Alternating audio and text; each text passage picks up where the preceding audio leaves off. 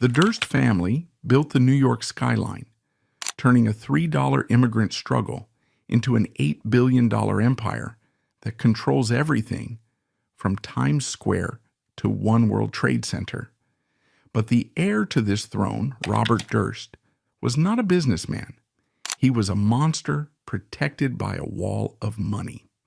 Instead of leading the company, he led a life of slaughter, leaving behind a wife who vanished into thin air, a best friend executed mob style, and a neighbor butchered with a saw and tossed into a bay. For 40 years, the family fortune bought his freedom, but it could not silence the live microphone he forgot in a bathroom, where he finally whispered the terrifying truth: kill them all, of course. How did a poor tailor begin to own New York? The clinical origin of the Durst pathology begins not with a murder, but with the relentless singular ambition to conquer the bedrock of Manhattan. The empire that would eventually fund Robert Durst's flight from justice was forged in the early 20th century, born from the desperation of the immigrant class and calcified by a ruthless desire for control. The story starts in 1902 when Joseph Durst, the patriarch, stepped off a steamship onto Ellis Island. He arrived from Gorlice, a town in the Austro-Hungarian Empire, now Poland, possessing $3 in his pocket and a tailor's skill in his hands. He was 20 years old, speaking no English, yet he carried the embryonic blueprint of a dynasty that would one day own the dirt under the most expensive city on earth. Joseph did not initially look to the sky. He looked at the fabric in his hands. He integrated himself into the chaotic, steam-filled garment district of the Lower East Side, working as a dressmaker. The work was grueling, a daily battle of needles and thread against the clock, but Joseph possessed a mind for margins. By 1912, he had accumulated enough capital to establish Durst and Rubin, a dress manufacturing firm. He was successful, but he was not satisfied. Joseph possessed an uncanny foresight regarding the trajectory of New York City. He realized that in a metropolis confined to a narrow island, the true value lay not in the clothes being manufactured, but in the brick and mortar where the sewing machines hummed. In 1915, Joseph Durst made the pivot that changed history. He purchased his first property, the Century Building, at 1 West 34th Street. This acquisition marked the transition from the textile trade to the high-stakes world of New York real estate. It was a calculated gamble on the urbanization of America, and it paid off. But Joseph was not merely buying buildings. He was buying influence.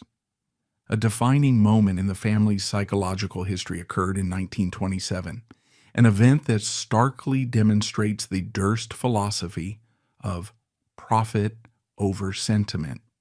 Joseph Durst purchased the stunning Temple Emmanuel on 5th Avenue and 43rd Street. This was not just a piece of real estate. It was a cultural landmark, a masterpiece of Moorish Romanesque architecture, and a spiritual home for the city's Jewish elite. A sentimental man might have preserved it. Joseph Durst demolished it. He razed the temple to the ground to construct a commercial office tower. This act established the core DNA of the Durst organization. The past is irrelevant, sanctity is negotiable, and the highest and best use of any square foot of land is the one that generates the most rent. Joseph Durst was building a machine for generating wealth, and that machine had no room for nostalgia.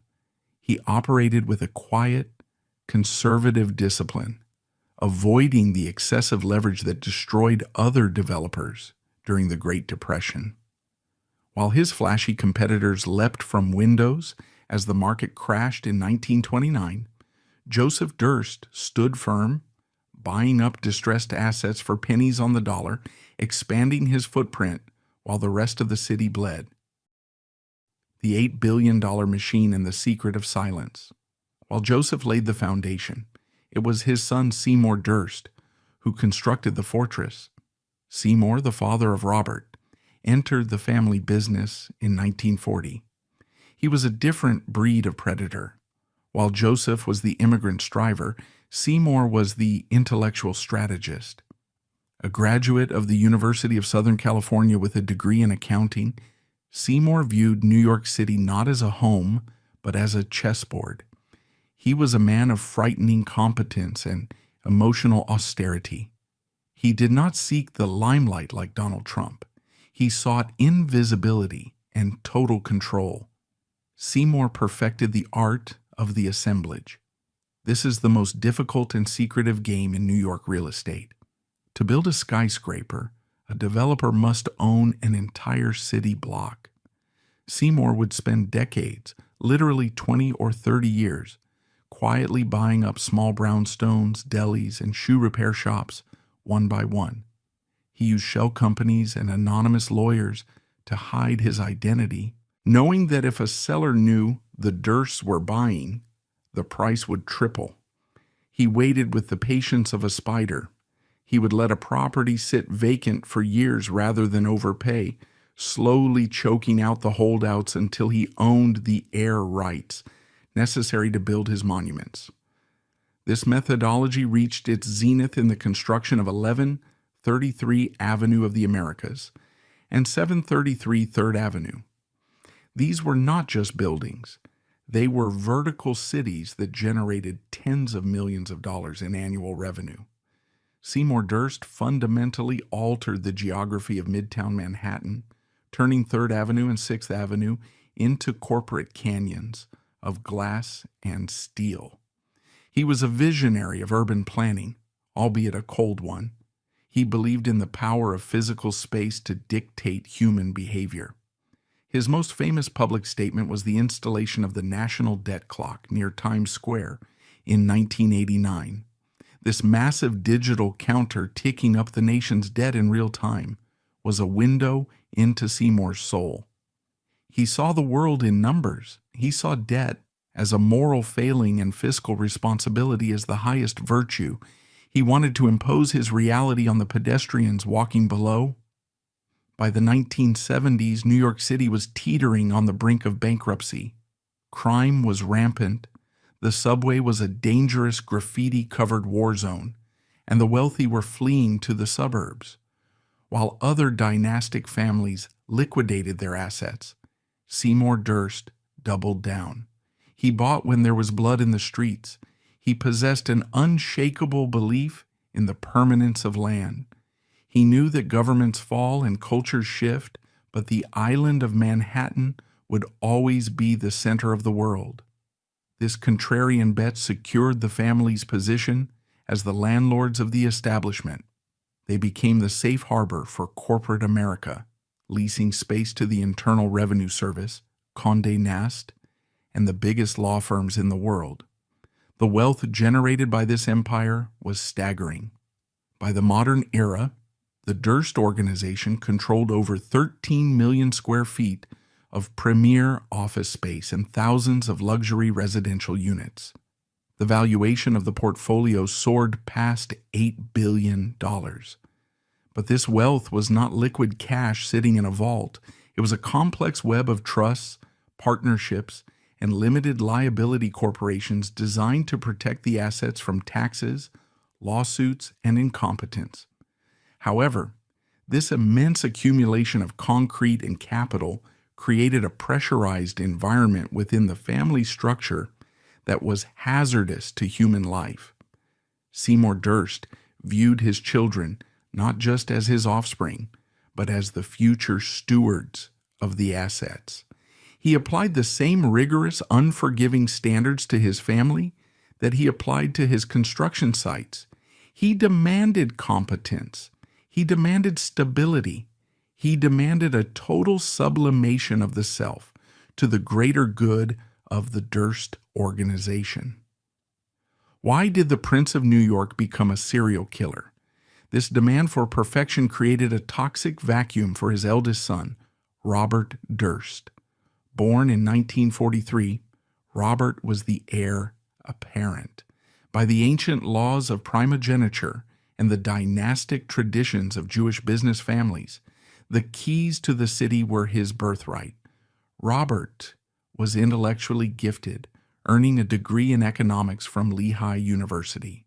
He possessed the Durst name, the Durst face, and the Durst money. But Seymour, with his critical eye for structural weakness, saw something in Robert that terrified him. Seymour saw a boy who did not fit the mold. Robert was disconnected, prone to bizarre behaviors, and lacked the steely discipline required to negotiate with the sharks of New York real estate. Robert was not a builder, he was a source of entropy. Yet the pressure to conform was absolute. The empire had been built for Robert, and Robert had been bred for the empire.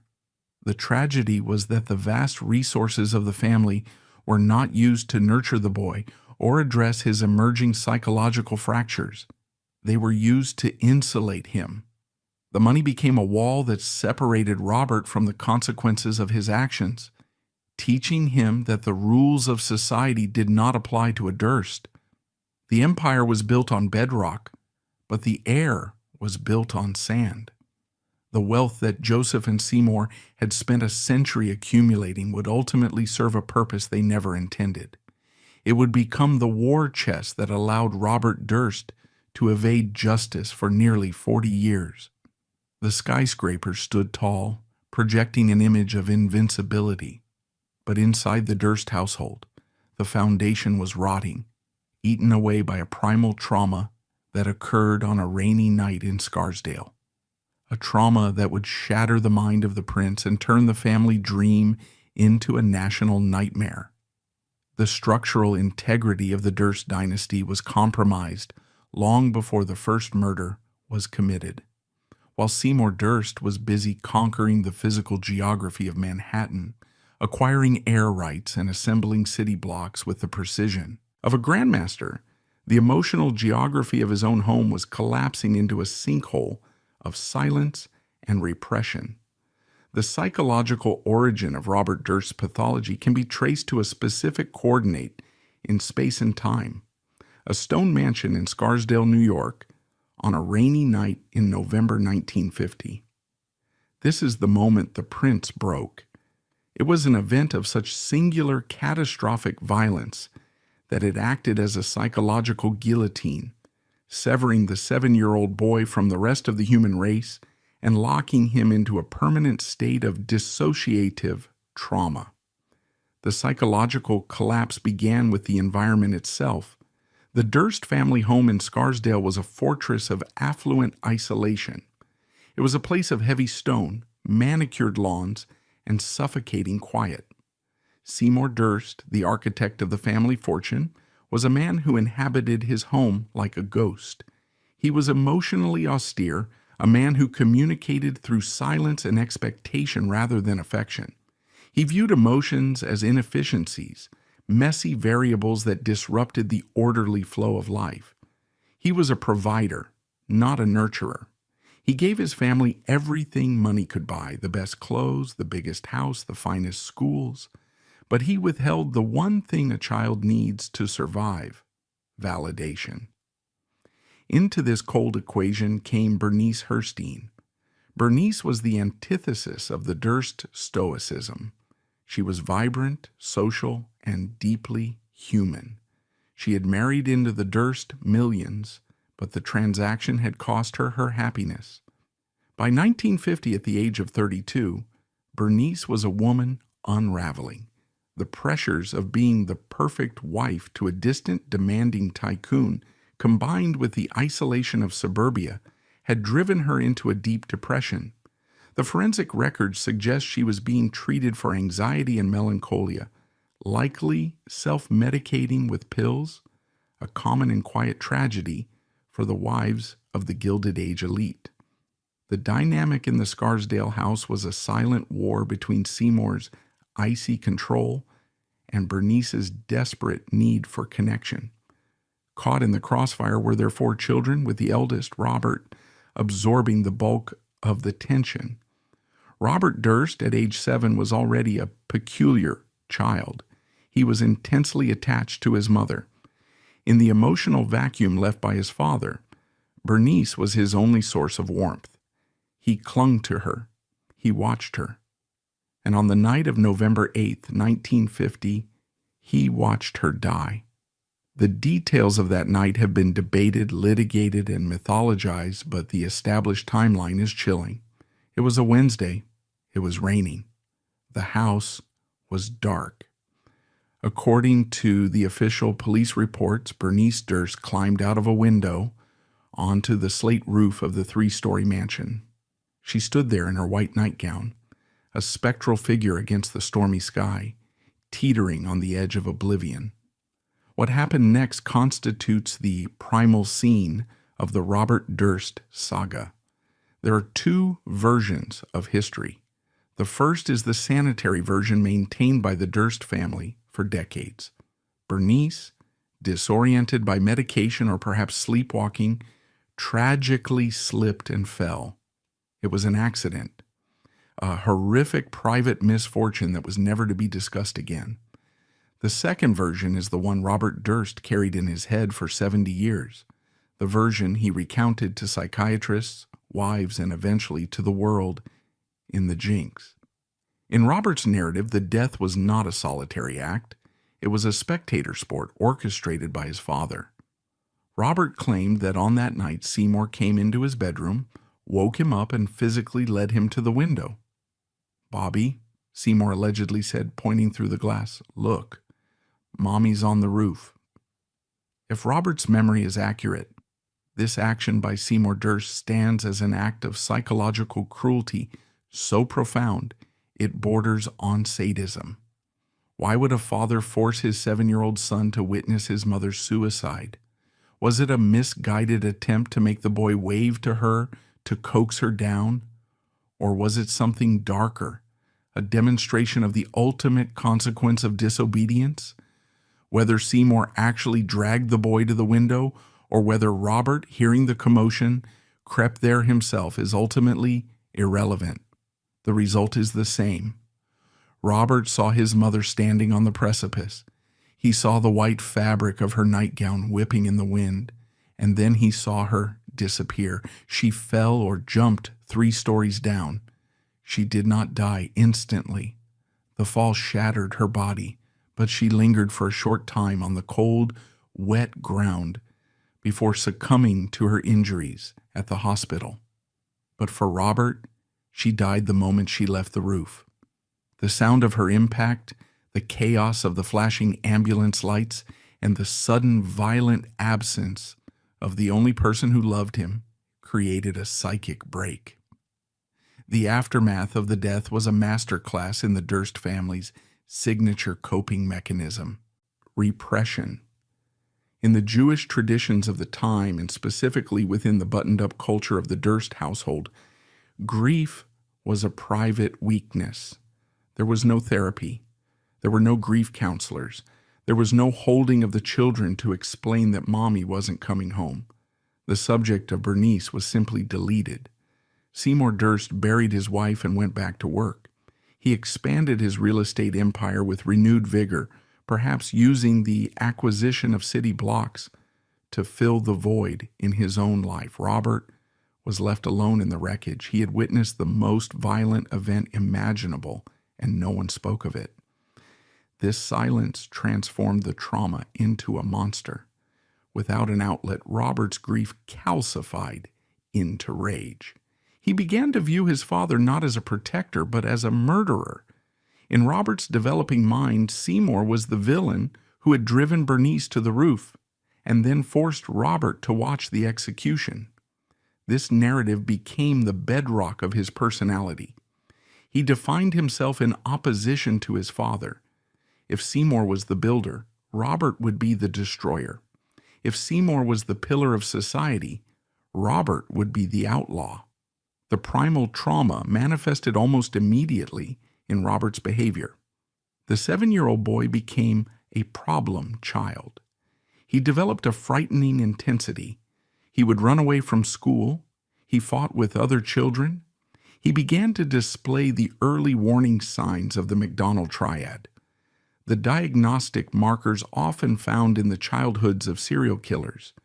He was disconnected, lacking in empathy, and prone to bizarre, ritualistic behaviors.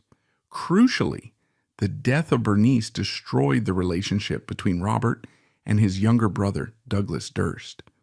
Douglas, who was 6 at the time of the death, claims he did not see his mother fall. He was asleep. This difference in experience created a schism that would widen into a murderous feud. Robert resented Douglas for being spared the trauma. He resented Douglas for being normal. He resented Douglas for being the son Seymour could tolerate. As they grew up, Robert tormented Douglas. He didn't just bully him, he terrorized him.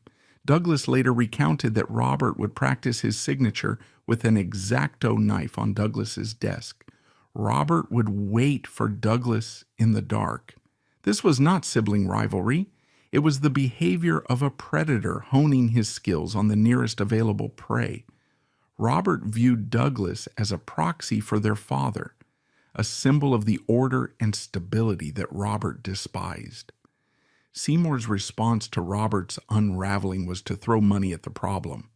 He sent Robert to psychiatrists, but the treatment was clinical and detached, focused on managing behavior rather than healing the soul. When Robert struggled in school, Seymour used his influence.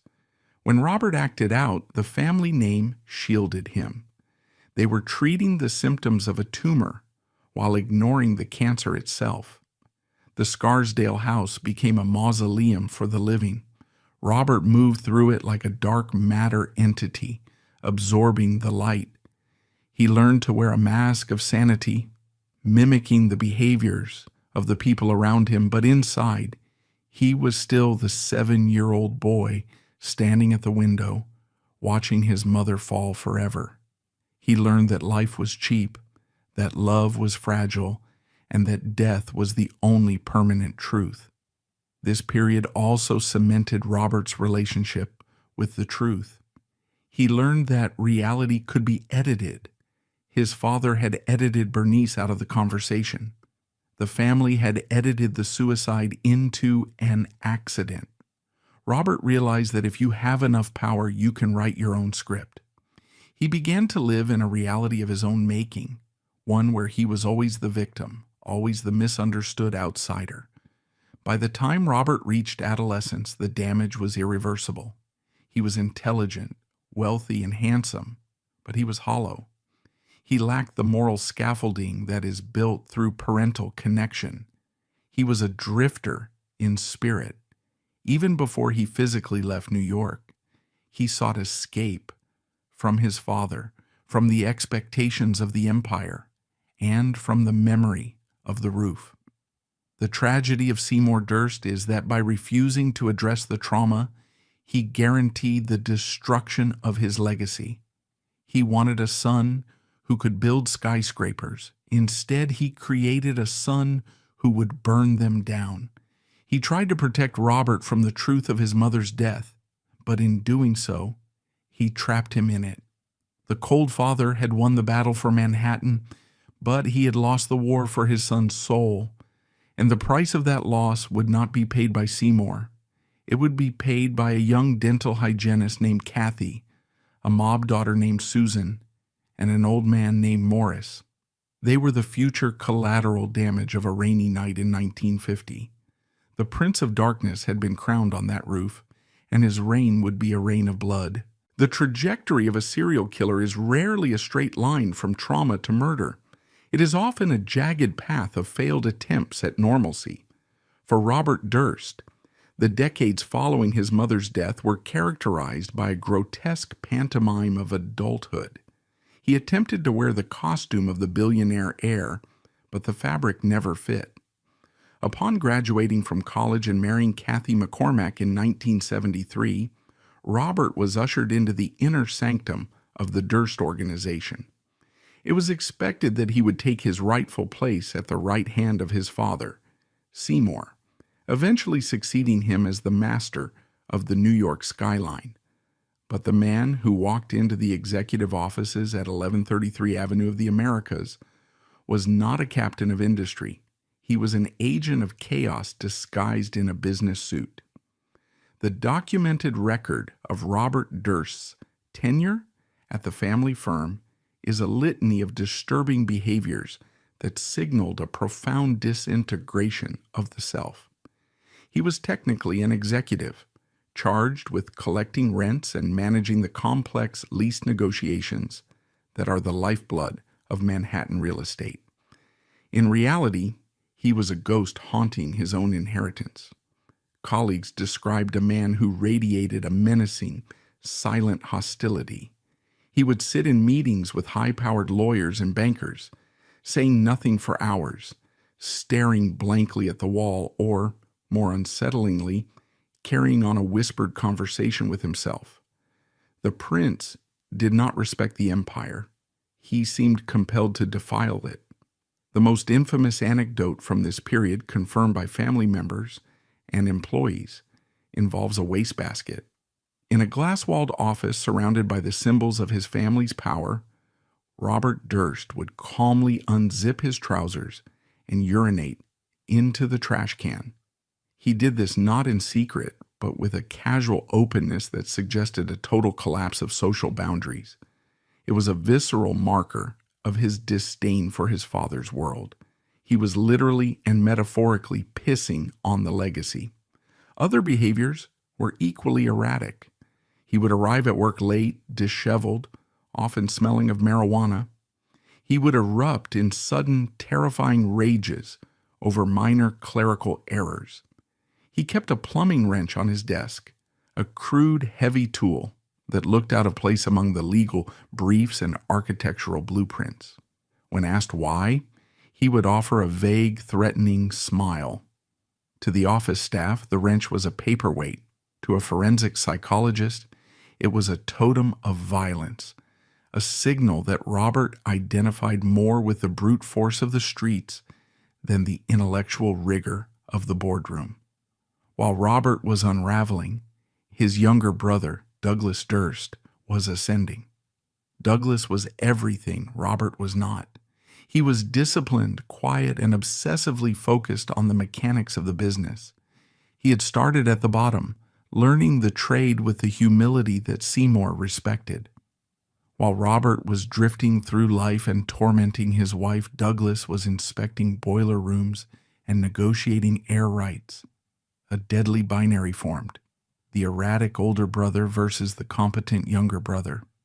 This dynamic mirrored the biblical archetype of Cain and Abel, but played out in the skyscrapers of Midtown Manhattan with billions of dollars at stake. Robert's hatred for Douglas metastasized into a campaign of psychological terrorism. He did not view Douglas as a rival. He viewed him as a usurper who had stolen their father's affection simply by being sane. The childhood torture of scratching signatures into desks evolved into adult intimidation. Robert would stare at Douglas across the conference table with dead, shark-like eyes. He would make veiled threats. Douglas later admitted to living in genuine fear for his life, hiring armed bodyguards to protect his family from his own brother.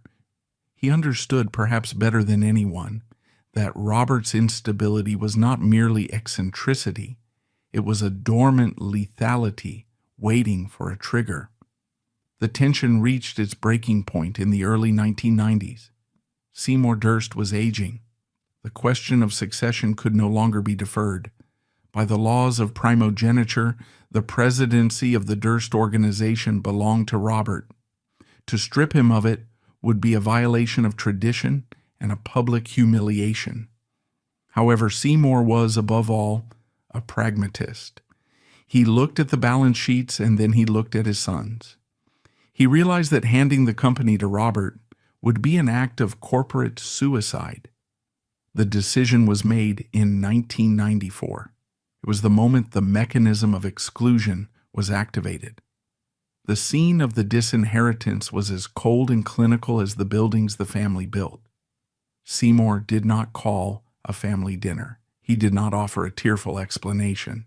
He convened a formal meeting of the partners and senior executives. In that room, with Robert present, Seymour announced that Douglas Durst would be the next president of the Durst Organization. For Robert, this was not just a career setback. It was an existential annihilation. He had spent his entire life being told he was the prince. He had endured the trauma of his childhood, the pressures of his name, and the scrutiny of the world, all for this prize.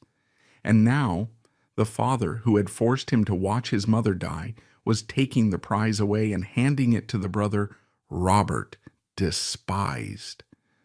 Robert stood up. He did not scream. He did not plead. He looked at the gathered men, the uncles, the cousins, the lawyers, and realized he was alone. He turned and walked out of the room. He walked out of the building at 1133 Avenue of the Americas. He walked out of the life that had been scripted for him since birth. He never returned to the office, but Robert Durst did not leave empty-handed. The separation that followed was a complex legal amputation. Robert sued for his share of the family trust. The litigation was bitter, dragging on for years, exposing the deep rot within the family dynamic. Robert used the legal system as a weapon, harassing his father and brother with motions and depositions. He wanted to inflict pain. He wanted to burn the house down. In the end, the family chose the path of least resistance, the payoff. Just as they had paid off the witnesses to his childhood violence, just as they had smoothed over his collegiate indiscretions, the Durst Organization decided to buy Robert out. The settlement was finalized in 2006, but the liquidity began flowing earlier. Robert walked away with a severance package estimated at $65 million. This is a critical strategic detail. The money was intended to make him go away. It was fuck you money in the truest sense. But in giving Robert this fortune, the Durst family inadvertently funded his future crimes. They armed a psychopath with limitless resources and zero responsibilities. With $65 million, Robert Durst did not need to work. He did not need to answer to anyone. He could travel. He could buy multiple identities. He could hire the best criminal defense attorneys in the country. The settlement liberated him from the constraints of social contract. After the walkout in 1994, Robert Durst underwent a terrifying metamorphosis. The corporate executive mask was discarded. He embraced the persona of the drifter. He became a nomad, moving between homes in New York, California, Texas, and Florida. He stopped caring about his appearance. The man who had worn bespoke suits began to dress in oversized flannels and dirty sneakers. He shaved his eyebrows. He shaved his head. He began to experiment with cross-dressing, not as a lifestyle, but as a disguise. This period marked the final severance from his superego. Without the structure of the office or the oversight of his father, Seymour died in 1995, a year after the split. Robert was governed only by his impulses. He was a wealthy ghost drifting across America, carrying a grudge that was heavy enough to crush anyone who crossed his path. The disinheritance also fundamentally altered his relationship with the disappearance of his wife, Kathy Durst, which had occurred 12 years prior to his resignation. While he was part of the company, the family protection was implicit. He was a Durst, therefore he was protected. Once he was exiled, that protection became conditional. He knew that Douglas and the rest of the family viewed him as a liability. This paranoia fueled his flight. He believed the family might cooperate with the police to destroy him, not to seek justice for Kathy, but to ensure he never laid claim to the company again. The deposed prince was now a rogue state.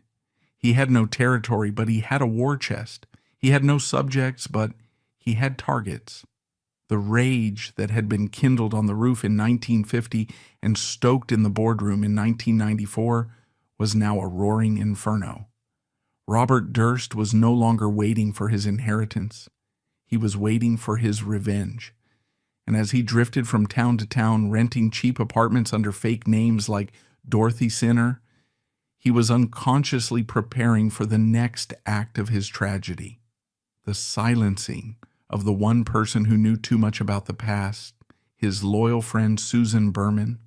The family had bought his silence, but they could not buy his sanity. The disintegration of Robert Durst's psyche eventually required a physical target. While his rage against his father and brother was sublimated into urinating in wastebaskets and scratching signatures into desks, his domestic life offered a darker, more private arena for his pathology. The victim of this inevitable eruption was Kathleen McCormick, a woman whose only crime was falling in love with a man she believed was a prince, only to discover she had married a prisoner of his own demons. The disappearance of Kathy on January 31st, 1982, is not merely a missing person case. It is the absolute ground zero of the Durst criminal timeline, the original sin that necessitated every subsequent act of violence.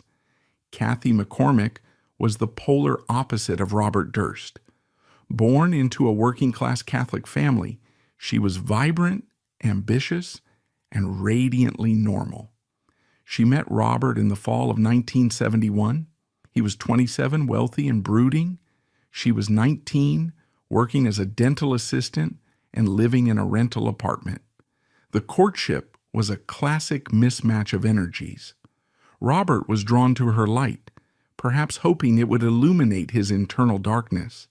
Kathy was drawn to his vulnerability, mistaking his silence for depth and his possessiveness for devotion. They married in 1973 on Robert's 30th birthday. The wedding was a harbinger of the dysfunction to come. Robert's father, Seymour, did not attend. The early years of the marriage were marked by a frantic, nomadic existence. Robert opened a health food store in Vermont called All Good Things, a name dripping with unintentional irony. But the rural idyll did not last. Seymour summoned Robert back to New York to take his place in the family business, and the couple moved into a penthouse on Riverside Drive. The return to the orbit of the Durst empire acted as a stressor on the marriage. Robert hated the business. He hated his father. He hated the expectations. He took this frustration out on Kathy. The physical evidence of abuse is extensive and heartbreaking. Kathy's friends and family later testified to a pattern of escalating violence. Robert was controlling. He forced her to adhere to strict schedules. He managed her finances down to the penny. The psychological abuse soon mutated into physical assault.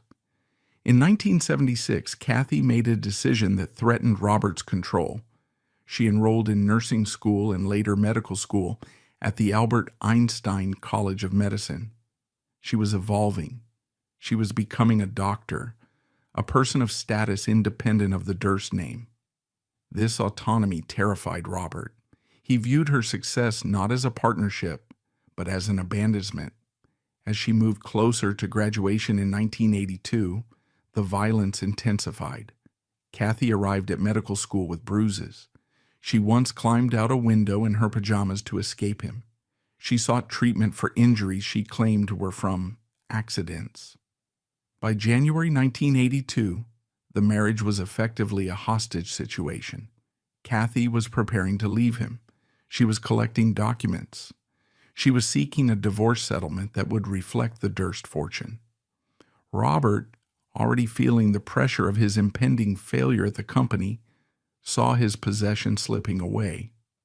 The timeline of the disappearance is a masterclass in calculated obfuscation.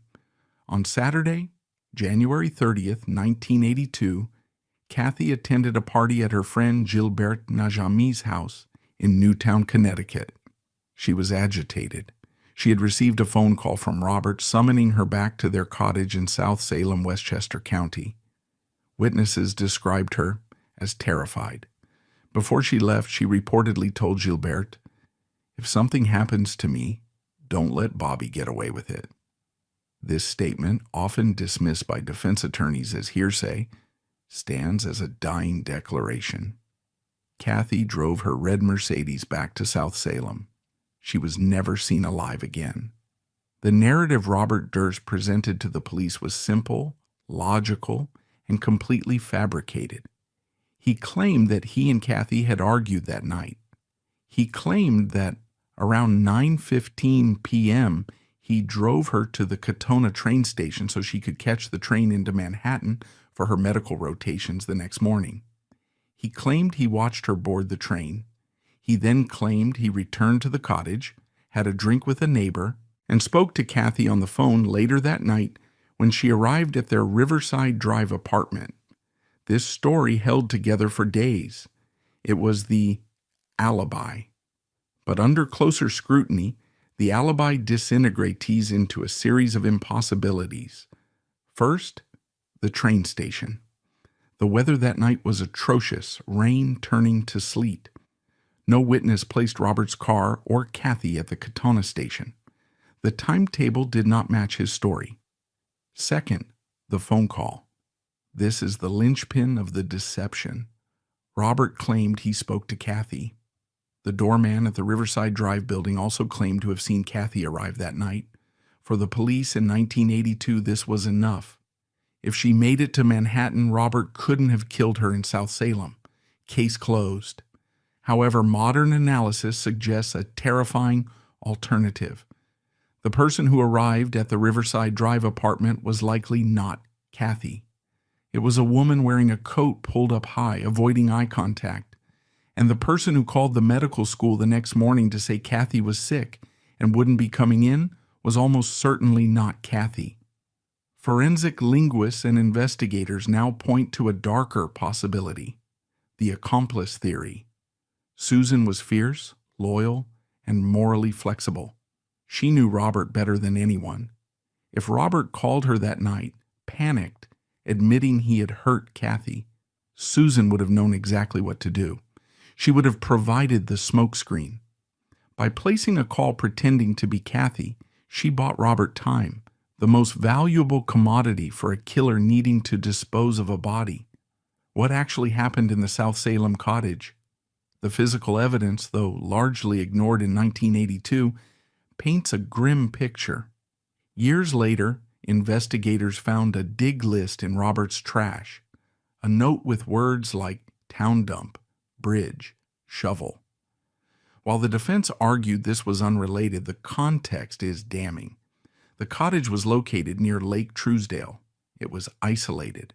The ground was wet.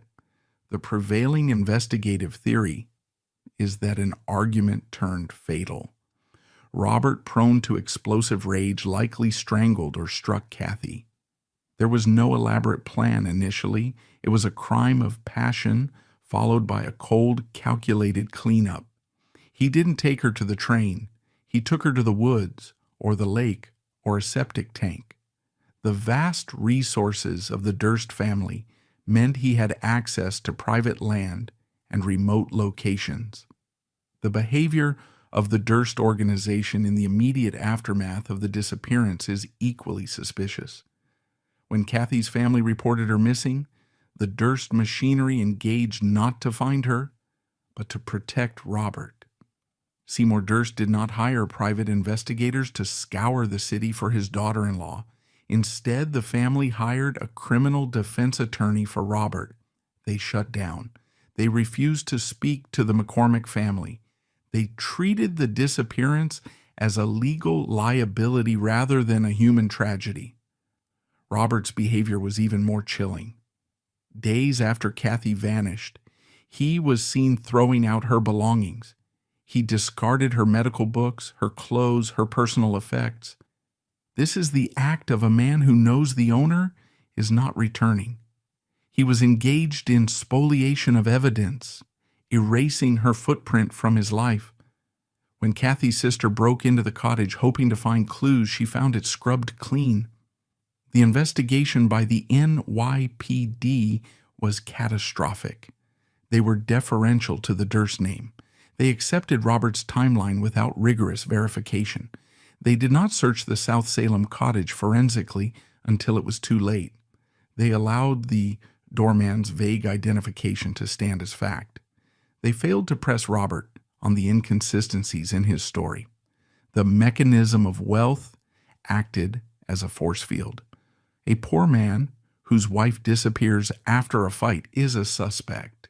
A rich man is an unfortunate widower. For decades, Kathy Durst was a ghost story. Her body was never found.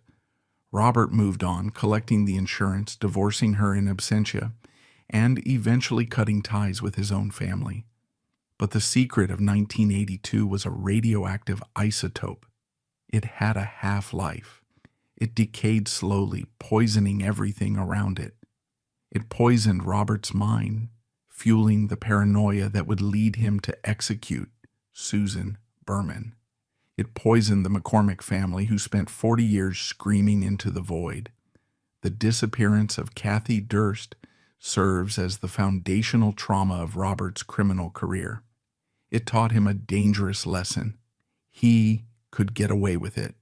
He learned that if you remain calm, if you stick to a simple lie, and if you have enough money to hire the best lawyers, reality is negotiable. He walked away from South Salem a free man, but he left his soul and his wife buried in the mud. He believed the past was dead. He did not realize that the past was merely waiting for the right moment to surface, like a body rising from a frozen lake. 18 years after the disappearance of Kathy Durst, the silence that Robert Durst had purchased with his family's influence began to fracture. The year was 2000, and the geopolitical landscape of the Durst criminal timeline shifted from the wetlands of Westchester to the sun-bleached canyons of Los Angeles. The catalyst for this shift was Janine Pirro, the district attorney of Westchester County, who had quietly reopened the investigation into Kathy's disappearance. Investigators were finally looking at the phone records, the timeline, and the discrepancies that had been ignored in 1982. They zeroed in on one specific loose end: the woman who had acted as Robert's fiercest defender, his spokesperson, and likely his accomplice. Her name was Susan Berman. Susan Berman was a character seemingly ripped from the pages of a noir novel. Born in 1945, she was the only child of Davy Berman, a notorious Jewish mobster who ran the Flamingo Hotel in Las Vegas alongside Bugsy Siegel. Susan grew up as the mob princess, raised in a world of casinos, hitmen, and absolute loyalty. She was brash, intelligent, eccentric, and fiercely protective of her friends. She met Robert Durst at UCLA in the late 1960s, and they formed a bond that was deeper than romance. They were twin souls, both orphans of wealth. Susan's father died when she was young, leaving her a fortune she later squandered. Both outsiders, both carrying the weight of violent legacies. When Kathy Durst vanished in 1982, it was Susan Berman who stepped in to manage the chaos. She fielded calls from the press. She gave interviews painting Robert as a grieving husband. She provided the narrative shield that deflected suspicion. Forensic historians have long posited that Susan did more than just talk. She acted. The female voice that called the medical school on the morning of February 1st, 1982, claiming Kathy was sick, is widely believed to have been Susan's. If true, this made her an accessory after the fact to murder. She held the keys to Robert's freedom. By late 2000, however, the dynamic had changed. Susan Berman was 55 years old, broke and desperate. Her writing career had stalled. She was living in a run-down cottage in Benedict Canyon, surviving on the generosity of friends. Robert Durst had been sending her money. 2 checks totaling $50,000 had recently cleared her account. While Robert claimed these were gifts of friendship, a forensic accountant would classify them differently. Hush money. The mechanism of the payoff works only as long as the threat remains theoretical. But in October 2000, the threat became real. New York State Police investigators contacted Susan requesting an interview about the 1982 disappearance. Susan told friends she had information that would blow the case wide open. Whether she intended to betray Robert or simply use the threat of betrayal to leverage more money from him remains a subject of debate. Regardless, Robert Durst, the Prince of Darkness, interpreted the situation with the binary logic of a predator. The asset had become a liability. The events of December 23, 2000, constitute a masterclass in intimate betrayal. Robert Durst was in California. He had flown in quietly, renting a car and staying off the grid. He drove to Benedict Canyon. He did not break into Susan's home. There was no forced entry. This is the most chilling forensic detail of the crime scene. Susan Berman let him in. She opened the door for her brother, the man she had protected for 18 years. She likely made him coffee. She felt safe. The execution occurred in the living room. Susan turned her back to Robert, perhaps to tend to her dogs or grab something from a table. At that moment, Robert raised a 9mm Beretta pistol. He did not hesitate. He fired a single shot into the back of her head. The bullet entered near the crown of her skull and severed her brainstem. Susan Berman dropped instantly. She was dead before she hit the floor. The violence was precise, clinical, and devoid of struggle. It was a mob-style execution, a grim irony given her heritage. The daughter of the Las Vegas underworld died exactly like the men her father used to command. Robert Durst then did something that defies the logic of a hardened criminal, but fits perfectly with the profile of an arrogant narcissist. He did not flee immediately. He surveyed the scene. He saw the body of his best friend lying in a pool of blood. And then he decided to write a letter. This is the famous cadaver note. Robert drove to a mailbox, likely miles away to avoid witnesses, and mailed a letter to the Beverly Hills Police Department. The envelope contained a single sheet of paper. On it, written in block letters with a thick marker, was the address: 1527 Benedict Canyon. Above the address was a single word: cadaver. The forensic psychology behind this note is staggering. Why would a killer alert the police to the location of the body? A rational killer wants the body to decompose, destroying evidence and buying time to escape. Robert Durst, however, wanted the credit.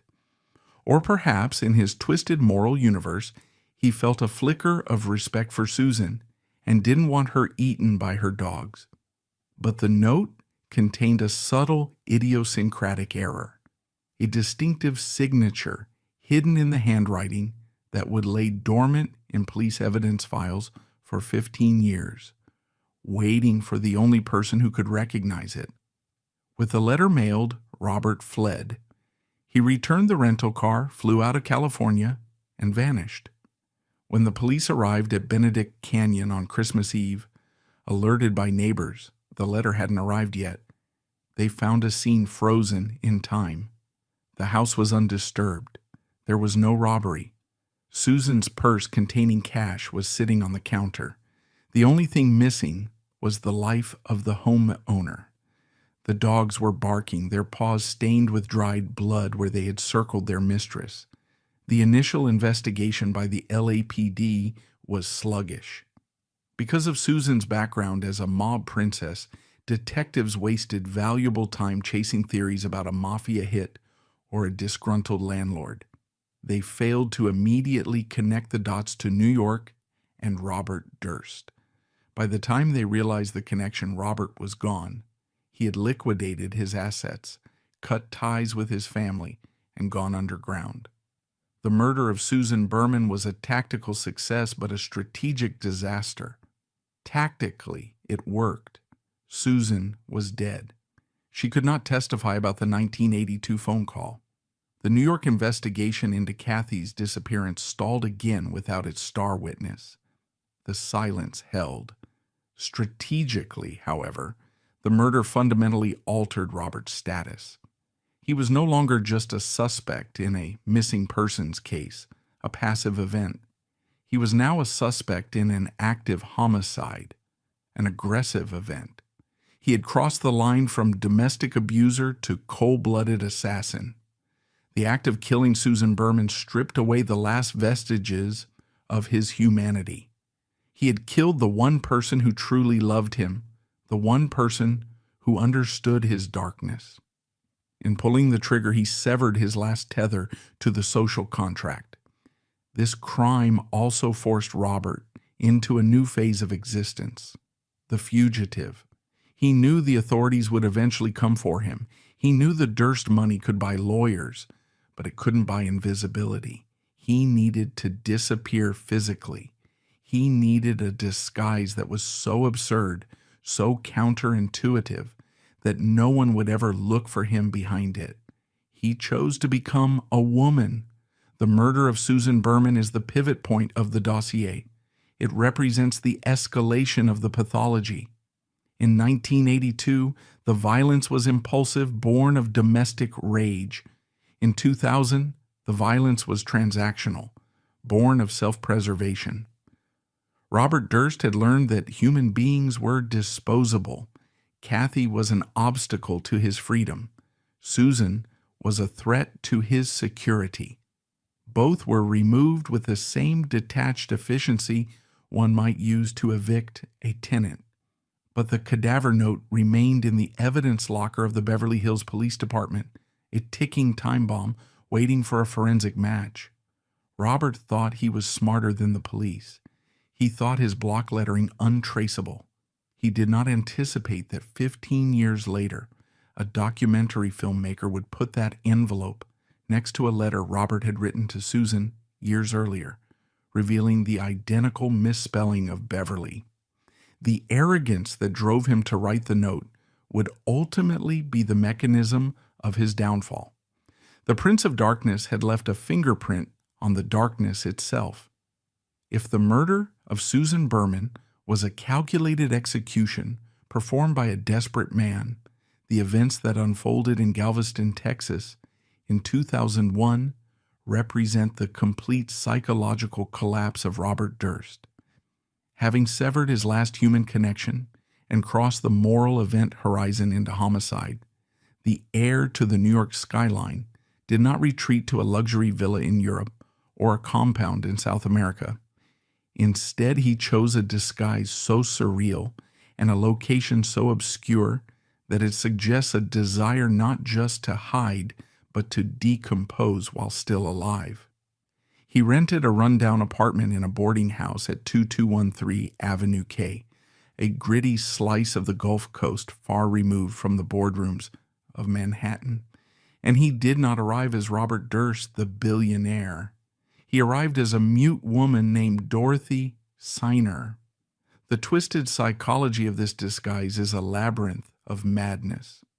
Dorothy Siner was the name of a former high school classmate of Robert's, a ghost from his past repurposed for his survival. To inhabit this persona, Robert shaved his body hair, wore a cheap blonde wig, and dressed in oversized women's clothing, flannels and slacks that hid his frame. He communicated with his landlord and neighbors primarily through handwritten notes or gestures, claiming a throat condition rendered him mute. This was not the sophisticated alias of a master criminal. It was the theatrical, almost childlike ploy of a man who had completely dissociated from his identity. He was hiding in plain sight, a wolf in grandma's clothing, living in a $300 a month flat, while possessing access to liquid assets in the millions. Inside this claustrophobic environment, Robert encountered Morris Black. Morris Black was the distorted mirror image of Robert Durst. He was 71 years old, cantankerous, isolated, and prone to angry outbursts. He lived across the hall in the same boarding house like Robert. He was a drifter who had burned bridges with his past. Like Robert, he was difficult and aggressive. The relationship that formed between the mute woman and the angry old man is a subject of intense speculation. Eventually, Robert dropped the mute act, with Morris revealing his male voice and forming a strange, abrasive kinship. They watched television together. They went target shooting. It was a friendship built on the shared frequency of misanthropy. However, the volatility of two unstable personalities confined in a small space made violence inevitable. On September 30th, 2001, the tension snapped. The official narrative, crafted later by Robert's high-priced legal team, claims that Morris Black became aggressive, grabbed a .22 caliber target pistol belonging to Robert, and threatened him. A struggle for the gun ensued, resulting in the weapon discharging accidentally and striking Black in the face. Robert claimed it was self-defense, a frantic moment of survival. The forensic evidence found in the apartment tells a different, bloodier story. Neighbors reported hearing gunshots, but no one called the police, a testament to the rough nature of the neighborhood. What happened after the bullet struck Morris Black is not in dispute. Robert Durst did not call 911. He did not attempt to revive his friend.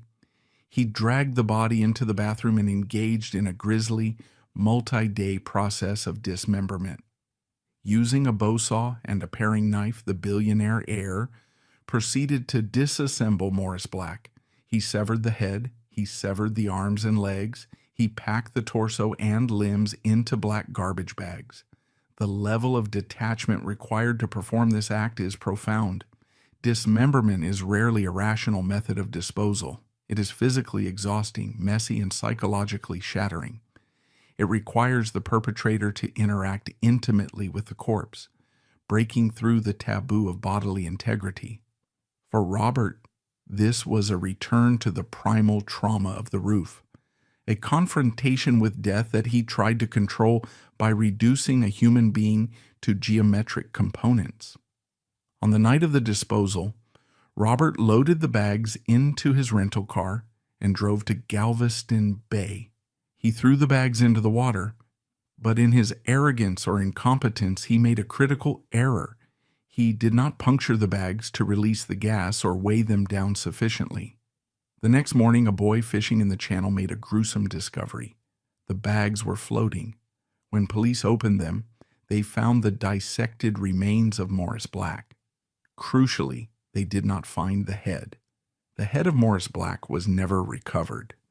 This missing piece of evidence would become the single most important factor in the subsequent trial. Without the skull, forensic pathologists could not definitively prove the trajectory of the bullet or contradict Robert's claim of a struggle. Robert had successfully erased the only physical proof of murder, leaving only the proof of desecration. Inside the bags, along with the body parts, police found a receipt from a hardware store for the bow saw and trash bags. They also found a newspaper with the address of the boarding house on Avenue K. The trail led straight to Robert's door. When police searched the apartment, they found blood evidence, despite Robert's attempt to clean the floors, and, most bizarrely, a pair of glasses that had been repaired with a specific type of lens. These glasses were traced to an optometrist in New York who identified the prescription as belonging to Robert Durst. The manhunt was on, but Robert was already gone. He had fled Galveston, initiating a cross-country flight that ended in Pennsylvania on November 30th, 2001. The circumstances of his arrest are the definition of absurdity. Robert Durst was a fugitive wanted for murder. He had $37,000 in cash in the trunk of his car. He had 2 guns. He had marijuana. Yet, he was arrested at a Wegmans supermarket in Bethlehem, Pennsylvania, for shoplifting a chicken salad sandwich and a Band-Aid. Why? Why would a millionaire fugitive risk everything for a $5 sandwich? Forensic psychologists argue this was a cry for help or an act of self-sabotage driven by a subconscious desire to be caught. It was a compulsion. The prince believed the rules of commerce did not apply to him. He took what he wanted because he was a Durst. The petty theft was the thread that unraveled the entire tapestry. Robert was extradited to Texas to stand trial for the murder of Morris Black. The proceedings that followed in 2003 stand as a dark monument to the American legal system's susceptibility to wealth. The Durst family money, the millions Robert had secured in his settlement, was deployed with devastating effect. He hired Dick DeGuerin, a legendary Texas defense attorney known for his folksy charm and ruthless courtroom tactics. The defense strategy was audacious. They admitted everything. Yes, Robert Durst killed Morris Black. Yes, Robert Durst cut him up with a saw. Yes, Robert Durst threw him in the bay. But he is not a murderer. DeGuerin argued that the killing was self-defense. He painted Morris Black as a dangerous, unpredictable loner who had attacked a frail, frightened Robert. He argued that Robert's decision to dismember the body was not an act of malice, but a panic reaction triggered by his diagnosis of Asperger's syndrome, a diagnosis conveniently procured by the defense team, and his lifelong trauma.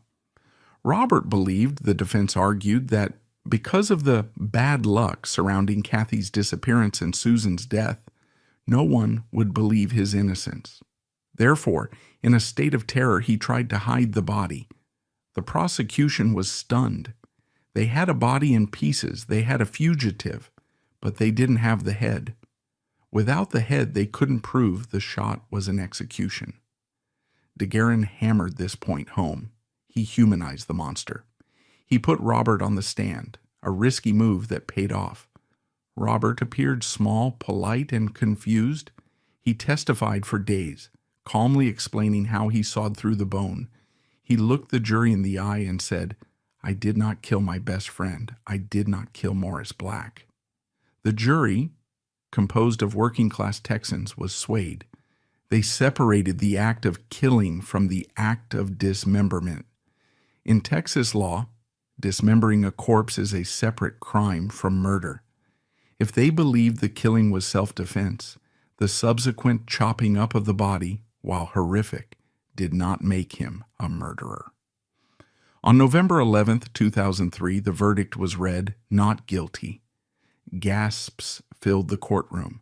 Robert Durst, the man who had admitted to butchering a neighbor, was acquitted of murder. He was convicted only of bail jumping and evidence tampering, resulting in a short prison sentence of 5 years, with credit for time served. The verdict was a judicial anomaly, a glitch in the matrix of justice. It demonstrated that with enough money, you can construct a narrative that overrides physical reality. The bloody room in Galveston had been scrubbed clean not by bleach, but by the rhetoric of a $1.8 million defense team. Robert Durst walked out of prison in 2005, a free man. He had survived the rooftop trauma.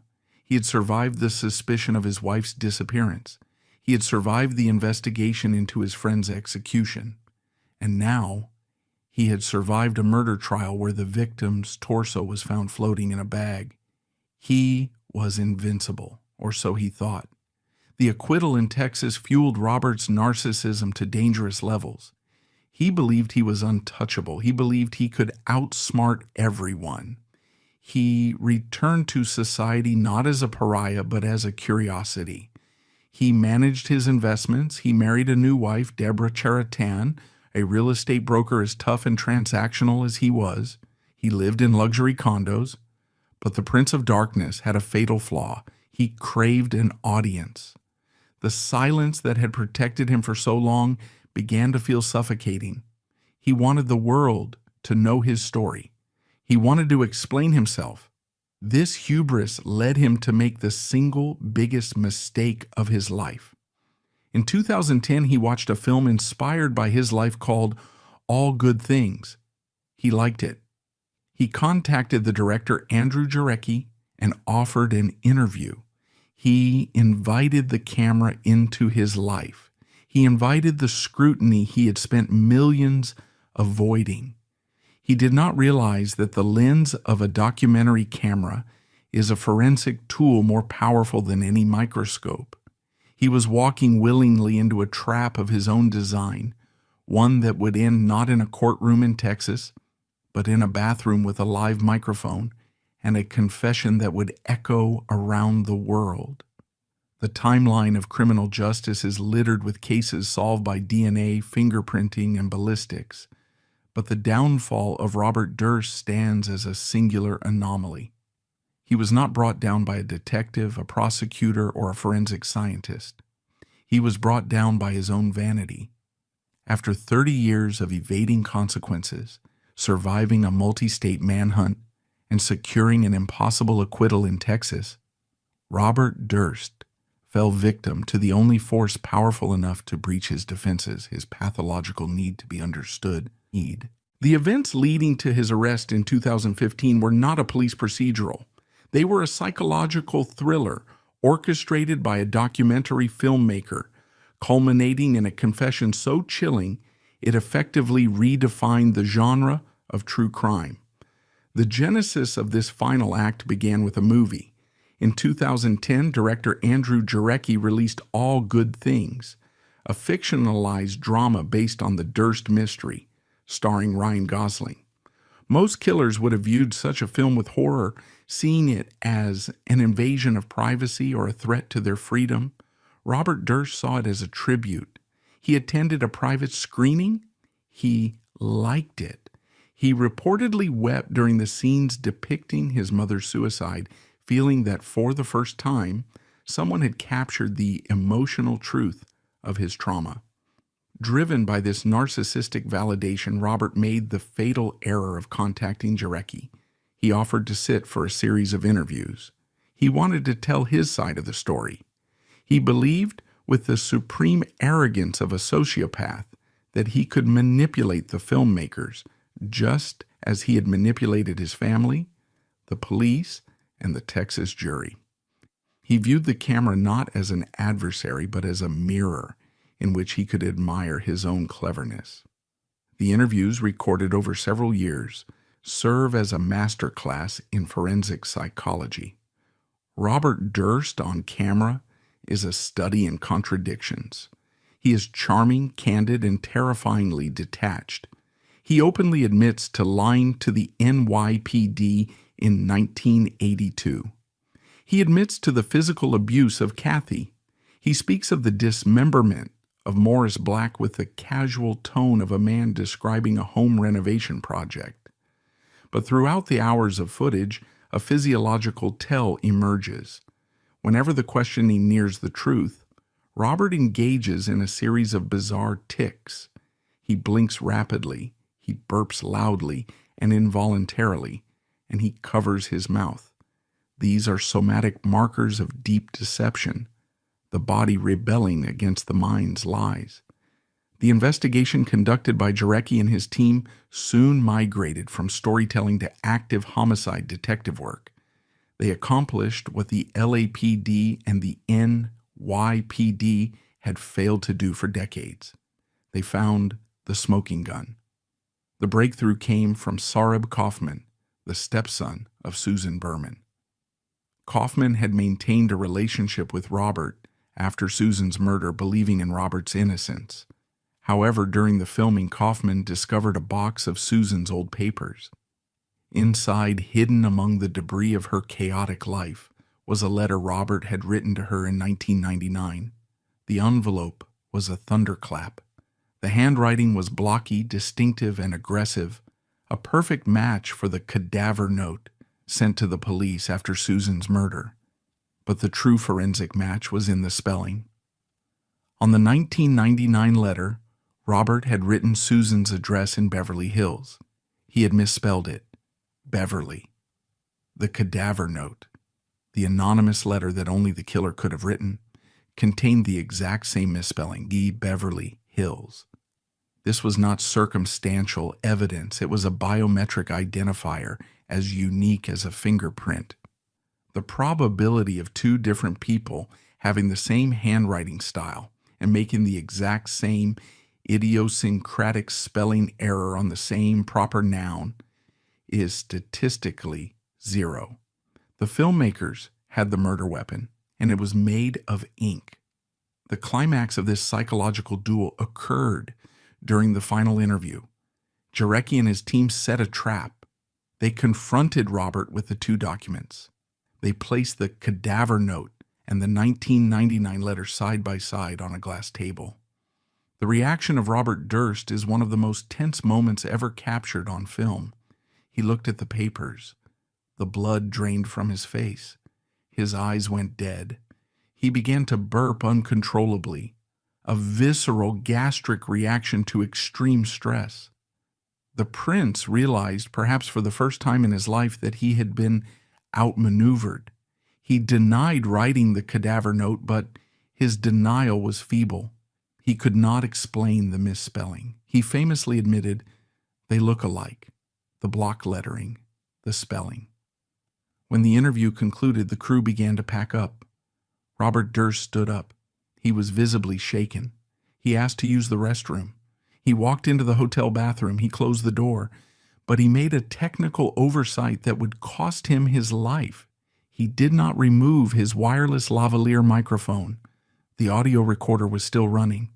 What followed was a soliloquy of pure madness, a window into the fragmented mind of a serial killer. Standing alone in the tiled echo chamber of the bathroom, Robert Durst began to talk to himself. This was not a performance. It was a glimpse into the internal monologue that had been running in his head since he was 7 years old. The transcript of the hot mic confession is disjointed, terrifying, and absolute. There it is, you're caught. He was right. I was wrong.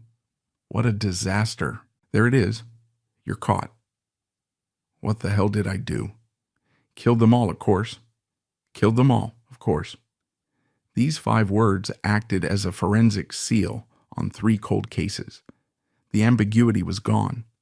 The self-defense in Galveston, a lie. The missing person in New York, a murder.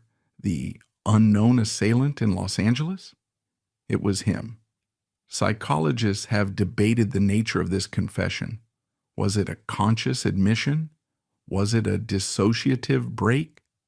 Some experts argue that Robert was hallucinating, speaking to an imaginary interlocutor, perhaps his father, perhaps a prosecutor, or perhaps the other Robert.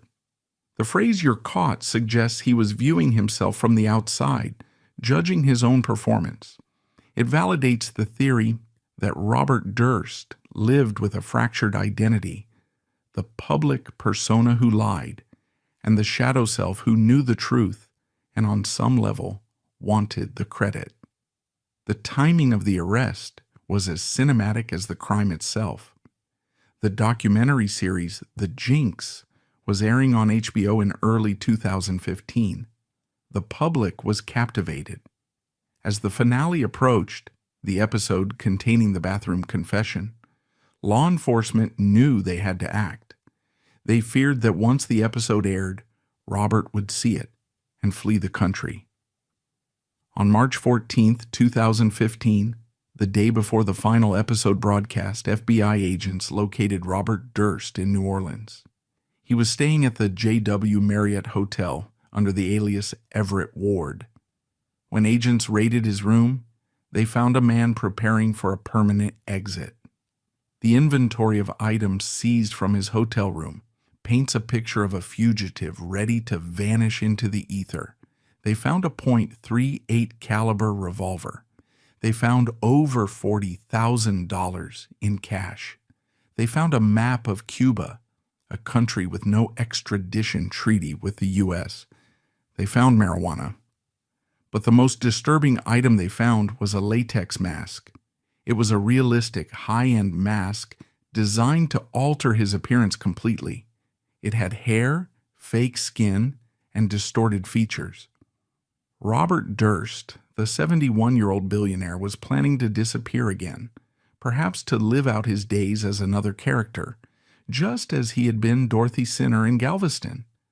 The mask was the physical manifestation of his lifelong deception. He had worn a metaphorical mask for 40 years. Now he intended to wear a literal one. The arrest in New Orleans marked the end of the drifter phase and the beginning of the final legal reckoning. The hot mic recording was admissible in court. The handwriting match was irrefutable. The Prince of Darkness was put in chains, not because of a brilliant detective, but because he couldn't stop talking. The hypothesis was confirmed. Robert Durst was not a victim of bad luck. He was a serial killer who used his wealth as a weapon. The tragedy is that he almost got away with it.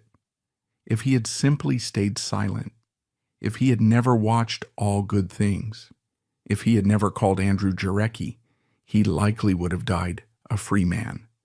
His ego was the only flaw in his armor.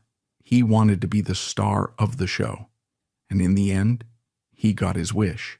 He became the star of his own destruction. The arrest of Robert Durst in a New Orleans hotel room in 2015, surrounded by a latex mask, a revolver, and stacks of cash, signaled the end of his freedom, but it was merely the opening movement of his final agonizing act. For the next 7 years, the Prince of Darkness would engage in a slow-motion battle of attrition against the American justice system, a biological and legal siege that transformed him from a terrifying predator into a frail, shriveled specimen of medical decay. The conclusion of the Durst saga is not a story of triumphant justice. It is a grim forensic audit of how long a wealthy man can delay the inevitable, and how the shadow of his crimes continues to darken the glass towers his family built. Following his extradition to Los Angeles to stand trial for the execution of Susan Berman, Robert Durst did not go quietly into the night. He deployed the full arsenal of the Durst defense strategy: delay, obfuscate, and litigate. His team of high-priced attorneys, funded by the millions he had extracted from the family trust, filed endless motions. They argued he was too frail to stand trial. They cited his myriad health issues: hydrocephalus, water on the brain, esophageal cancer, atrial fibrillation, and a history of drug abuse. When Robert finally appeared in the Los Angeles Superior Court in 2020 and later 2021, after a pandemic-induced hiatus, he was unrecognizable. The man who had once terrified his wife and brother now looked like a biological curiosity. He was confined to a wheelchair, his head shaved to accommodate a shunt draining fluid from his brain, his body a skeletal frame draped in a prison jumpsuit. He looked less like a billionaire and more like a goblin, a physical manifestation of the corrosion that had eaten away his soul for decades. The trial itself was a theater of the absurd. The prosecution, led by Deputy District Attorney John Lewin, engaged in a forensic dismantling of Robert's life. Lewin did not just focus on Susan Berman, he relitigated the entire timeline. He brought the ghost of Kathy Durst into the courtroom. He brought the severed parts of Morris Black into the narrative.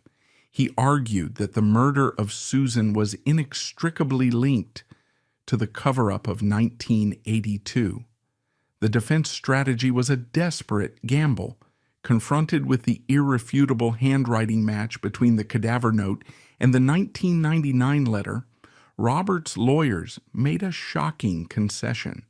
They admitted Robert wrote the cadaver note. After 20 years of denial, they pivoted. They argued that Robert had indeed gone to Susan's house, found her dead body, and in a panic wrote the note to alert police so she wouldn't be eaten by her dogs. They claimed he fled because he knew, given his history, no one would believe he was innocent. It was the Galveston defense repackaged. I was there. I saw the body. I acted suspiciously, but I didn't kill her. This time, however, the jury did not buy it. The hot mic confession, killed them all of course, hung over the proceedings like a toxic cloud. Robert took the stand in his own defense, a move that forensic psychologists describe as an act of supreme narcissism. He believed he could charm the jury one last time. Instead, he withered under cross-examination. He was caught in lie after lie. When asked if he would kill to protect his freedom, he answered with a chilling hypothetical affirmative. The most dramatic moment of the trial, however, was not Robert's testimony, but the appearance of his brother, Douglas Durst. The patriarch of the Durst organization, the man who controlled billions of dollars of New York real estate, took the stand to testify against his own blood. It was a biblical scene. Douglas, stoic and terrified, looked across the courtroom at the frail creature in the wheelchair. He told the jury the truth that the family had hidden for decades. He'd like to murder me. Douglas revealed the extent of the terror Robert had inflicted on the family. He spoke of the armed guards, the security protocols, and the decades of looking over his shoulder. He dismantled the poor Robert narrative, painting his brother not as a victim of trauma, but as a cold, calculating menace who had tormented everyone he ever claimed to love. This testimony was the final nail in the coffin. It was the rejection of the prince by the king. On September 17th, 2021, the jury delivered its verdict: guilty. Robert Durst was convicted of first-degree murder with special circumstances, killing a witness. He was sentenced to life in prison without the possibility of parole. At the sentencing hearing, the family of Kathy Durst finally had their moment. They spoke of the 40 years of agony, the empty chair at the dinner table, and the cruelty of a man who treated their sister like garbage. But the mechanism of the Durst curse had one final twist. Robert Durst was a dying man. The conviction was a moral victory, but the physical punishment would be short. On January 10th, 2022, less than 4 months after his sentencing, Robert Durst died at the San Joaquin General Hospital. He was 78 years old. The cause of death was cardiac arrest, complicated by a litany of ailments, including COVID-19. He died alone. He was a prisoner identified by a number, shackled to a hospital bed. There was no family by his side. There was no eulogy. And yet, even in death, Robert Durst managed to cheat the system one last time. Under a peculiar California legal precedent known as abatement ab initio, if a defendant dies while their case is under appeal, the conviction is technically vacated. It is wiped from the record as if the trial never happened. Because Robert's lawyers had filed an appeal just before his death, the legal status of Robert Durst reverted to innocent in the eyes of the California courts. This legal technicality was a final devastating blow to the families of his victims. It meant that legally Robert Durst died a man not convicted of murder. While legislative efforts were later made to close this loophole and civil courts continued to pursue his estate, the Prince of Darkness had managed to slip through the cracks of justice one last time, drifting into the void with a smirk on his face. What is the legacy of this American tragedy? The McCormack family continues their fight. In 2022, they filed a wrongful death lawsuit against Robert's estate, and crucially against his second wife, Deborah Caratan, and even aspects of the Durst family trust. They argue that the family helped cover up the crime in 1982. The search for Kathy's body continues, though the likelihood of recovery is slim. She remains the secret beneath the foundation, the ghost that cannot be evicted. For the Durst organization, the legacy is a study in bifurcation. Under the leadership of Douglas Durst and his children, the company has continued to thrive. They co-developed One World Trade Center, a project of immense national significance. They have built sustainable green skyscrapers like the Bank of America Tower at One Bryant Park. They are the model of a modern, responsible corporate citizen. Yet, the name Durst will forever be cleaved in two.